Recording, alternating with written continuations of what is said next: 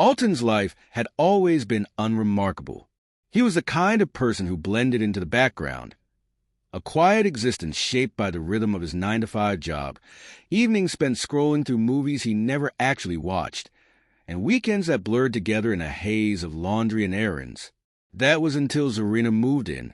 The first sign that something extraordinary was about to happen came in the form of an email from the housing agency. Alton had signed up months ago, desperate for a way to ease the financial strain of his downtown apartment.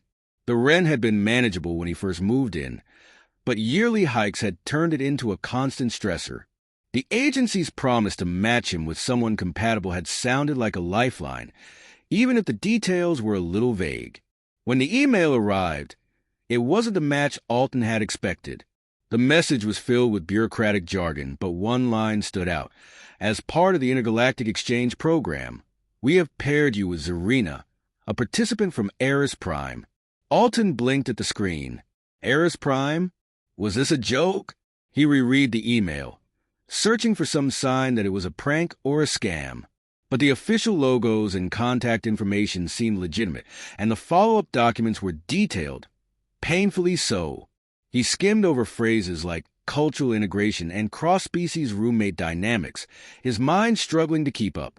2 weeks later, he found himself standing in his living room, staring at the door, waiting for the arrival of something entirely alien. When the knock finally came, it was soft, almost hesitant.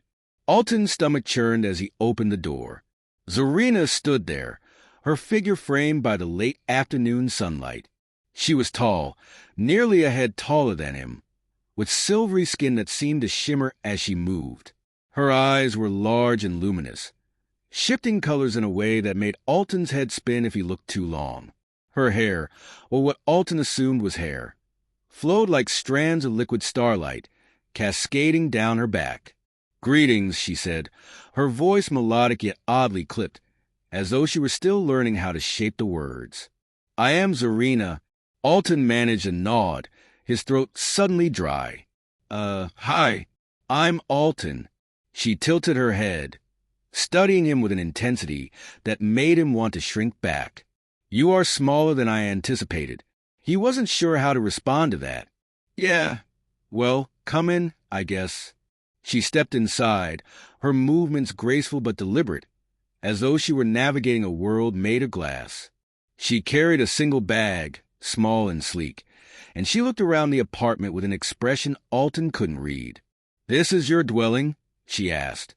"Yeah, well, ours now, I guess." She nodded, her gaze sweeping over the couch, the small dining table, and the cluttered kitchen counter. Alton realized too late that he probably should have cleaned up more. "It is adequate," she said, and for a moment, Alton thought he detected a hint of amusement in her tone. He showed her to her room, a modest space that had once been his office. The desk was gone, replaced by a simple bed and a second-hand dresser he'd found online. Zarina set her bag down and turned to face him. "Thank you for sharing your dwelling. I will ensure my presence does not disrupt your routines." Alton wasn't sure how to respond to that either, so he just nodded and left her to settle in.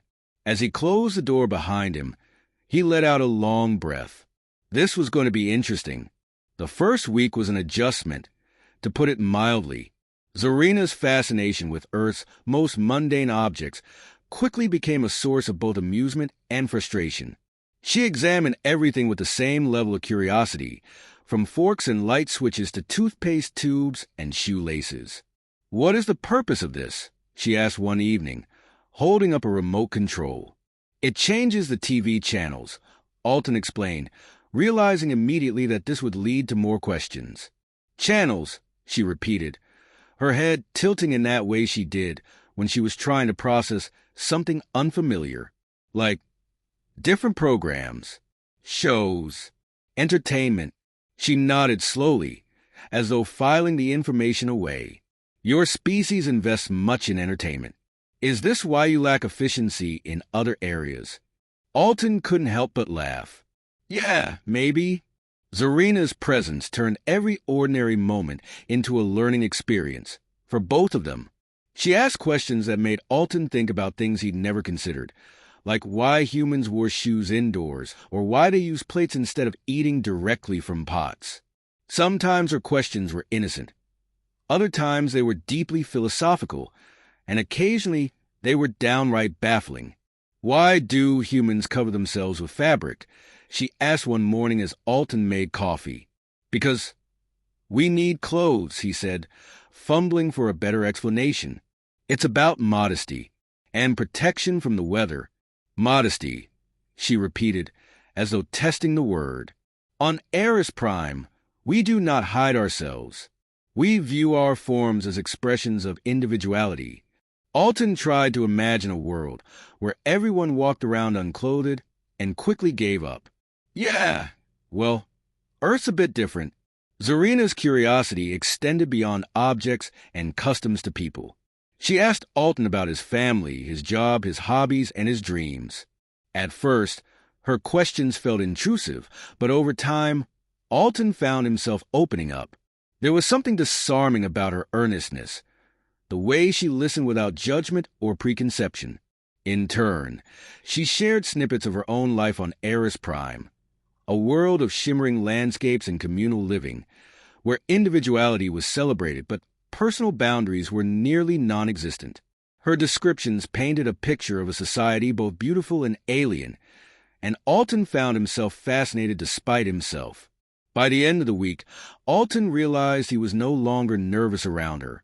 Zarina might have been from another planet, but she was surprisingly easy to talk to. If anything, she was the best listener he'd ever met. It was during one of their conversations that Zarina said something that stuck with him. They were sitting on the couch, a bowl of popcorn between them, watching a nature documentary. Zarina was enthralled by the images of Earth's wildlife, her luminous eyes flickering with colors Alton couldn't name. "Your planet is remarkable," she said softly. "So diverse, so alive. And yet, your species often seems to take it for granted." Alton didn't know what to say to that. He felt a pang of guilt, but he also felt a strange sense of pride. Earth wasn't perfect, but hearing Zarina speak about it with such wonder made him see it in a new light. As the days turned into weeks, Alton began to realize that Zarina wasn't just a roommate. She was a reminder of how vast and extraordinary the universe was, and how much he still had to learn. And if he was being honest, he didn't mind the learning one bit. Life with Zarina settled into a peculiar rhythm. Each day brought new surprises, a mixture of small discoveries and profound moments. Alton found himself looking forward to their conversations, which often meandered from practical matters to deep philosophical musings. It wasn't just her alien nature that intrigued him. It was her perspective, her ability to see the beauty and absurdity in things he'd always taken for granted. But everything changed one Friday evening. Alton had come home late, exhausted from a particularly grueling day at work. He tossed his bag onto the couch, grabbed a fresh set of clothes, and headed to his room to change. The door was slightly ajar, but he didn't think much of it. He kicked off his shoes, shrugged out of his shirt, and reached for his clean one when he heard the soft swish of the door opening further. "Alton?" Zarina's voice called, curious and unguarded. Alton froze, clutching his shirt against his chest. He turned his head, his heart leaping into his throat. Zarina stood in the doorway, her shimmering eyes wide as they took in the scene. For a moment, neither of them moved. The air seemed to hum with unspoken tension. "Zarina," Alton sputtered, his face heating up. "Knock. You're supposed to knock." She tilted her head, unbothered by his flustered tone. "Knock. Is this a social cue I have overlooked?" "Yes, it's how you let someone know you're there before you walk in." He pulled his clean shirt over his head, struggling to compose himself. Zarina stepped further into the room, unshaken. On Eris Prime, privacy is not as valued. We exist in openness with one another. "Well, this isn't Eris Prime," Alton snapped, his frustration getting the better of him. "Humans value privacy, especially when we're changing." Zarina regarded him for a moment, her expression thoughtful. "I see. You feel vulnerable when exposed. Yes, exactly, Alton said, exhaling sharply. It's about respect. She nodded slowly. I will remember this. There was an awkward silence. Alton expected her to leave, but instead, she stayed where she was, her gaze fixed on him. It wasn't the judgmental or dismissive look he'd feared. It was curious, even kind. Why does exposure bring you discomfort? She asked, her voice gentle. Alton hesitated, caught off guard by the question. It's complicated, he said, fumbling for an explanation. It's just how we're raised. Being seen like that feels personal. Zarina stepped closer, her movements slow and deliberate, as though she were approaching a skittish animal. I did not mean to offend you. My intention was to seek your assistance with the cooking apparatus. It seems I have overestimated its capabilities. Alton blinked. You mean the microwave? Yes, the one that emits heat waves, she said with a small, self-deprecating smile. I attempted to prepare one of your prepackaged meals, but it has met an unfortunate end. Despite his lingering embarrassment, Alton couldn't help but laugh. You burned it, didn't you? It is more accurate to say I incinerated it. Alton shook his head, his annoyance melting away. All right, let's see the damage. They made their way to the kitchen, where the charred remains of a frozen dinner sat in the microwave. The smell was atrocious, a pungent mix of burnt plastic and overcooked food. Zarina stood to the side, her arms crossed in what Alton could only describe as an attempt at looking contrite. I may require further instruction on the use of this device, she admitted. Alton grabbed a towel and began cleaning up the mess, shaking his head. First lesson, don't put metal in the microwave. Zarina perked up. Metal is not compatible with heat waves? Fascinating. On Eris Prime, our cooking methods are based on molecular restructuring. That sounds complicated, Alton said, scrubbing at a stubborn stain. Here, we just press buttons and hope for the best. Zarina chuckled, a soft, musical sound that made Alton pause. He glanced at her, surprised. It was the first time he'd heard her laugh, and it caught him off guard. There was something disarming about it, something that made him feel less like an awkward human and more like a friend. Your methods may be primitive, she said, but they possess a certain charm. Alton finished cleaning and tossed the towel onto the counter. There. Crisis averted. Thank you, Zarina said, her tone sincere. I will strive to improve. They stood in the kitchen for a moment, the tension from earlier all but forgotten. Alton found himself smiling, despite everything. Zarina had a way of making even the most mundane moments feel significant. That night, as he lay in bed, Alton replayed the events of the day in his mind. He still felt a twinge of embarrassment about the incident in his room, but it was overshadowed by something else, something he couldn't quite put into words. Zarina wasn't just a roommate. She was different, not just because she was an alien, but because of the way she saw the world, and the way she was starting to make him see it, too. For the first time in years, Alton felt like his life was shifting, opening up to possibilities he'd never considered. And as he drifted off to sleep, he couldn't help but wonder, what else might Zarina change? The days following the awkward incident seemed to hum with a strange, newfound energy. Alton couldn't quite put his finger on it, but something about the way he and Zarina interacted had shifted. Their conversations became longer, more fluid, and they ventured into topics that surprised even Alton. Why do humans hold such attachments to material objects? Zarina asked one evening, holding up an old baseball glove Alton had tucked away in his closet.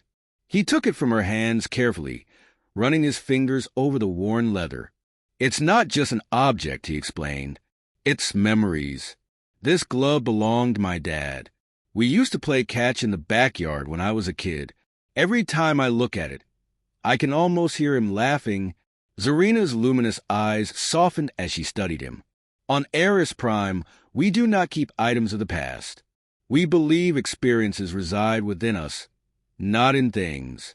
Well, Alton said with a chuckle, humans are sentimental creatures. We like to hold on to things that remind us of who we are, or who we were. She tilted her head, considering his words. Perhaps that is why your species has endured so much. You anchor yourselves with memories, tethering your past to your present. Maybe, Alton agreed, or maybe we're just hoarders. Zorina smiled faintly and placed a glove back in its spot. She had a way of making even the simplest conversations feel profound, and Alton found himself drawn to her perspective more and more. But it wasn't just the conversations. It was the little things, too. The way she arranged her belongings with meticulous precision, the way her presence seemed to brighten the apartment, and the way she never let a moment pass without observing something new or curious about human life. One night, as they sat on the couch watching a nature documentary, Zorina turned to him with a serious expression. "Alton, may I ask you a personal question?" He muted the TV and leaned back, intrigued. "Shoot. Why do humans fear change?" The question hit him harder than he expected. He sat quietly for a moment, searching for an answer. "I think it's because change is unknown," he said finally. "We like things we can predict, things we understand. Change means letting go of that." "But without change, how does one grow?" she asked, her tone earnest. "On my planet, change is embraced. It is a sign of progress, of life." Alton nodded slowly.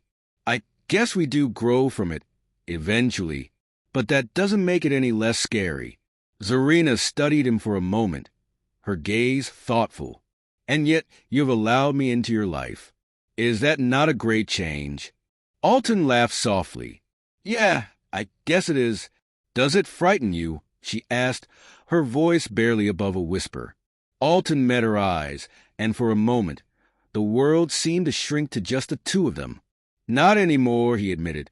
Zorina smiled, a small, genuine curve of her lips that seemed to light up her entire face. "Then perhaps you are braver than you think." The air between them felt charged, alive with unspoken possibilities. Alton cleared his throat and turned back to the TV, trying to ignore the way his pulse had quickened. As time passed, their bond deepened in ways Alton hadn't anticipated. He found himself sharing stories he hadn't told anyone in years, about his childhood, his struggles, his dreams. And Zorina, in turn, shared snippets of her own life on Eris Prime, painting vivid pictures of a world so different from Earth it felt like a dream. One evening, as they sat on the balcony looking out at the city lights, Zorina spoke in a tone that was almost wistful. "Your world is chaotic," she said. "Noisy, unpredictable. But it is also beautiful." Alton glanced at her, surprised. "You really think so?" "Yes," she said, her eyes reflecting the glow of the city below. "There's a vibrancy here, a rawness to your existence. It is intoxicating." Alton chuckled. "Most humans don't see it that way. We're too busy complaining about traffic and taxes." Zorina turned to him, her gaze steady. "Perhaps that is why I am here, to remind you of what you cannot see." Her words lingered in the air, and Alton felt a warmth spread through his chest. She had a way of making him see the world differently, of making him appreciate the little things he'd overlooked for so long. But even as their connection grew, there were moments of tension, moments when their differences felt like chasms too wide to bridge. One such moment came on a quiet Sunday afternoon, when Zorina accidentally short-circuited the apartment's electrical system while experimenting with a gadget from her home planet. "Zorina," Alton groaned, staring at the darkened apartment. "What did you do?" "I was merely testing its energy compatibility," she said, holding up the smoking device with a sheepish look. "Well, now we have no power," Alton said, exasperated. "How am I supposed to fix this?" "I will assist," Zorina offered, her tone earnest. Alton sighed and grabbed a flashlight. "Just don't touch anything else, okay?" As they worked together to reset the breaker, Alton couldn't help but notice how unbothered Zorina seemed by the mishap. Her calmness was both infuriating and oddly reassuring. "You're really not worried about this, are you?" he asked, shaking his head. Worry achieves nothing, she said simply. Solutions do. Alton paused, considering her words. It was such a straightforward philosophy, but one he rarely applied in his own life. When the power finally came back on, Alton looked at her and smiled despite himself. You know, you might just be the best roommate I've ever had. Zarina tilted her head, her expression curious. Is this a compliment? It is, Alton said with a laugh. A big one. She smiled, and Alton felt that familiar warmth again. In that moment, he realized something he hadn't allowed himself to acknowledge before. Zarina wasn't just a roommate. She was becoming a part of his life in a way that was both unexpected and profoundly meaningful. And he wasn't sure if he was ready for what that might mean. The weeks that followed felt like a whirlwind. Alton's life had changed in ways he never imagined, and Zarina was at the heart of it all.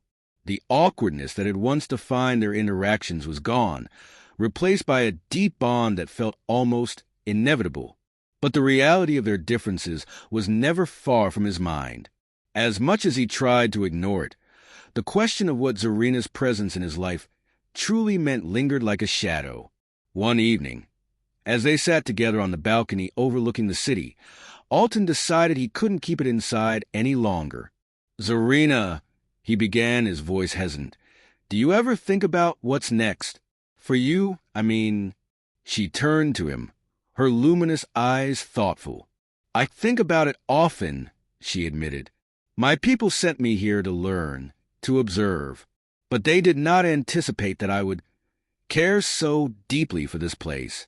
Alton's chest tightened.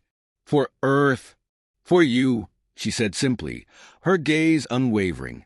The words hit him like a freight train. He opened his mouth to respond, but no words came out. Instead, he looked at her, searching her face for any sign of doubt or hesitation. There was none. I don't know what to say, he admitted finally. You do not need to say anything, she said softly.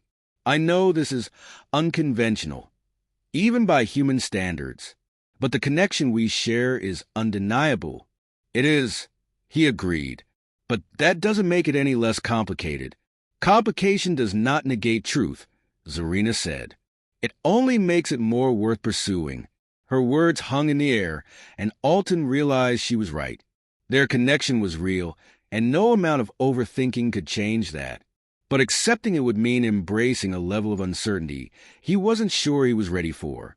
The moment was interrupted by a sudden, sharp sound, a knock at the door. Alton frowned. It was late, and he wasn't expecting anyone. He got up to answer it, only to be met by a man in a dark suit, flanked by two uniformed officers. Mr. Alton Reeve, the man asked. Yes. Alton replied, his stomach twisting. The man's gaze flicked past him to Zarina, who had risen from her seat and was watching the scene unfold with quiet intensity. We need to speak with you and your companion. What's this about? Alton asked, trying to keep his voice steady. The man pulled out a badge. I'm Agent Monroe with the Interplanetary Relations Bureau. We've been monitoring Ms. Zarina's presence here, and we have reason to believe her stay on Earth may no longer be sanctioned. No longer sanctioned? Alton repeated, his voice rising. What does that mean? It means she needs to come with us, Monroe said, his tone firm but not unkind. Zarina stepped forward, her expression calm but resolute. I have done nothing to warrant such action. That's not for me to decide, Monroe said. I'm just here to ensure your compliance. Alton's mind raced. He knew Zarina's presence on Earth wasn't entirely above board, but he never thought it would come to this. The idea of her being taken away, of losing her, was unbearable. No, he said, stepping between her and the agents. You can't just take her, Mr. Reeve, Monroe said patiently. This isn't up for debate. If you interfere, you'll only make things harder for both of you. Harder than being ripped away from the only home I've ever known. Zarina interjected, her voice steady but edged with anger. Your actions are unjust. Monroe sighed. I'm sorry, but the orders come from higher up. Then take your orders back to your superiors, Zarina said, her tone icy. I will not go willingly. Before Monroe could respond, a faint humming sound filled the air. Alton turned to see Zarina activating a small device he recognized as one of her alien gadgets.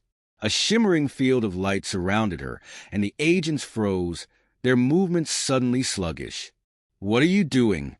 Alton asked, panic rising in his chest. Protecting myself, she said simply. And you? The agents struggled against the field, but it was clear they were no match for her technology. Zarina turned to Alton, her expression softening. I cannot stay here, Alton. Not like this.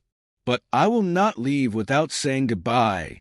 You're not leaving, Alton said firmly. We'll figure this out. There is nothing to figure out, she said gently. Your world is not ready for someone like me. Then we'll make it ready, he said, desperation creeping into his voice. I don't care what it takes. Zarina smiled, a sad, bittersweet smile that broke his heart. You have given me more than I could have ever hoped for, she said. But my presence here endangers you. I cannot allow that. Before he could argue, she stepped closer, her hands reaching up to cup his face. Her touch was warm, soothing, and he felt his resistance start to crumble. I will never forget you, she said softly, and I hope you will not forget me. Zarina, he began, but the words caught in his throat. She leaned in, pressing a gentle kiss to his forehead. When she pulled back, her eyes were glistening with unshed tears. Goodbye, Alton. And then, in a flash of light, she was gone. The apartment felt emptier than it ever had before. Days turned into weeks, and life moved on. But Alton couldn't shake the feeling that a part of him was missing. He threw himself into his work, his hobbies, anything to fill the void she had left behind. But no matter how hard he tried, he couldn't forget her. One evening, as he sat on the balcony staring out at the city lights, he felt a familiar warmth wash over him. He turned, his heart leaping in his chest, but there was no one there. Still, he couldn't shake the feeling that she was somehow watching over him. And maybe, just maybe, she would find her way back to him one day. Until then, he would hold on to the memories they had shared. The laughter, the late-night talks, the way she had opened his eyes to a world he never knew existed. Because even though she was gone, Zarina had left an indelible mark on his life. And in his heart, she would always be there.